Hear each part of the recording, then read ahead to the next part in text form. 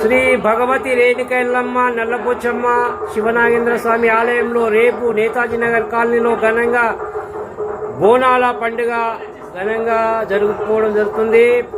Netaji Nagar colony ప్రజలు భక్తులు పెద్ద ఎత్తున పాల్గొని అమ్మవారిని దర్శించుకొని అందరూ మన నేతాజీ నగర్ వినాయక మండపం దగ్గర నుంచి సామూహికంగా అందరూ కూడా బాజా భజంతులతో ఘనంగా బోనాలు ఊరేగింపు ఉంటున్నాయి.